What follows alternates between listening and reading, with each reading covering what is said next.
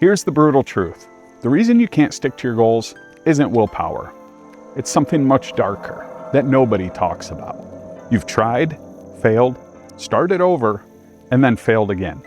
It feels like you're stuck in a loop, doesn't it? Today, I'll cover the one shift that finally makes consistency stick.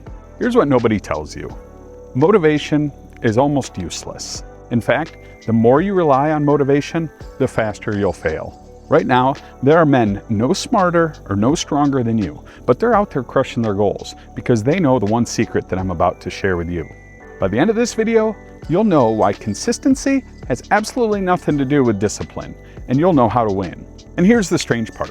The real key to consistency isn't what you'd think. It's hidden in a place that you would never expect. I'll reveal it later, and once you see it, you'll never look at goals the same way again. I've been where you are. I've set goals, failed after a week, and then hated myself for it. Then I discovered a simple framework, one that helped me finally stick with my goals and help guys just like you achieve theirs. Think about it. You see others succeeding while you're still stuck at square one. Doesn't that eat at you?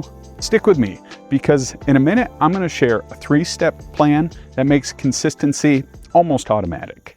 The 3-step plan. Step 1, identity before action. Here's the truth. Lasting consistency isn't about willpower. It's built on identity. I recently read Atomic Habits by James Clear. In Atomic Habits, the author says, the ultimate form of intrinsic motivation is when a habit becomes part of your identity. Here's the big difference. Goals are about what you want. Identity is about who you are. Let me give you an example. Don't just say, I want to run a marathon. Instead, say, I'm a runner. Take this example. Suppose you have 2 people that are addicted to cigarettes and are both trying to quit. When offered a cigarette, person A says, No thanks, I'm trying to quit. Person B says, No thanks, I'm not a smoker. do you see the difference? It's subtle, but there's a big difference in how your body will respond in that situation. Person A, they're clinging to willpower. Person B, they're clinging to their identity. When you shift from chasing goals to embodying an identity, consistency stops being something that you fight for. It becomes something that you are naturally. Step 2, systems over goals. Goals are great for setting direction, but systems are what you need to actually get you there. In Atomic Habits, author James Clear writes, you do not rise to the level of your goals. You fall to the level of your systems. He also writes, goals are about the results you want to achieve. Systems are about the processes that lead to those results. Let me put it to you simply. Goals are the trophy. Systems are the daily training. Without a system, the goal stays a dream. For example, I've set a goal that I want to lose 50 pounds. So rather than just saying, hey, I want to lose weight, right? Be specific about it. I want to lose 50 pounds, but then also make sure you're putting the systems in place that are going to allow you to do that. Are you abusing sugar and sweets and desserts and things like that? Or are you drinking a lot of soda? Are you drinking a lot of beer, right? Those things where you're absorbing a bunch of empty calories that you know you're just going to end up putting on weight. Are you doing meal prep? I personally haven't tried meal prep, but I think it's something I wouldn't mind trying someday. And it's no secret that exercise is a great way to help you lose weight. I've heard people say, well, weight loss is 80% in the kitchen and 20% in the gym. But hey, you might as well do everything that you can to help load the dice in favor of your success. And here's the shocking truth. If you just even forget about your goals and stay focused on the systems, you're going to blow way past your goals and not even know it because you're already going to be living them. Step 3. The brutal rule of momentum. Never miss twice. Consistency is about momentum, not perfection. Missing once won't kill you, but missing twice very well could. In Atomic Habits, author James Clear writes, the first mistake is never the one that ruins you. It's the spiral of repeated mistakes that follows. Missing once is an accident. Missing twice is the start of a new habit. Everyone slips. The difference between people who succeed and people that fail are what people do after they slip. Momentum matters more than perfection. For example, skip one workout, that's fine. Life happens.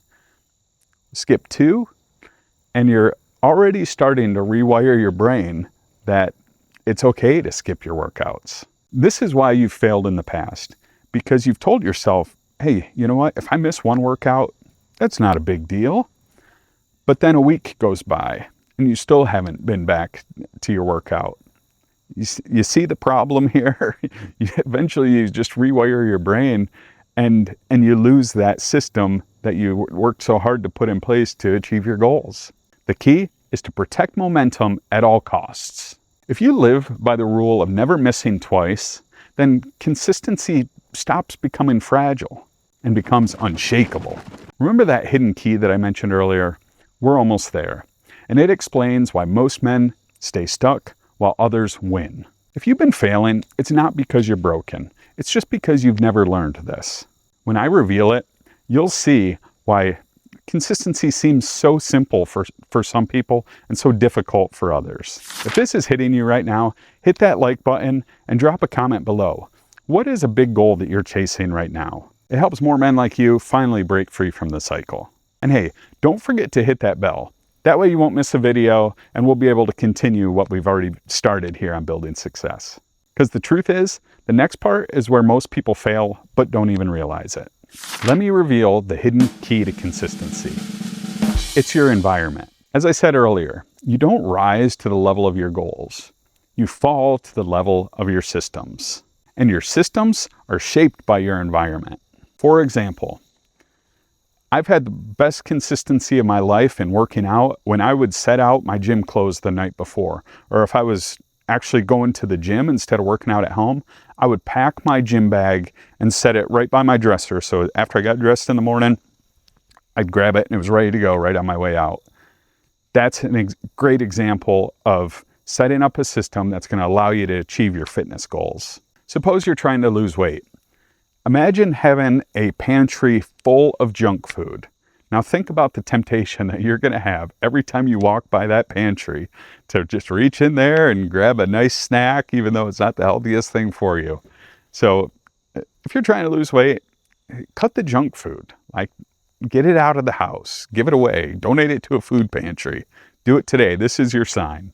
If we try to connect all this, right, think about how we talked earlier about identity rewiring, systems over goals, and building momentum. Now think about how you set up your environment in a way that's going to help you to be successful in all three areas. For example, I love to play guitar. One of the things that I've done that's helped me the most is leaving a guitar out on a stand.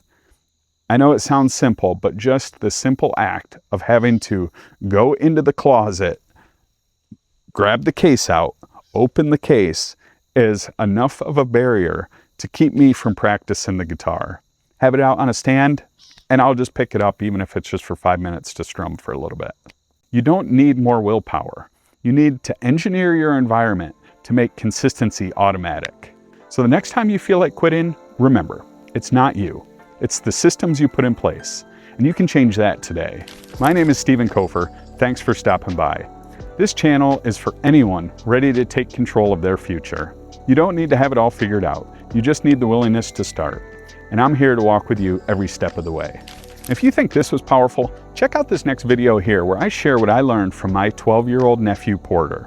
See, Porter struggles from a rare genetic disorder called KDM5C. Not interested in that? Check out this video here. YouTube thinks you're going to love it.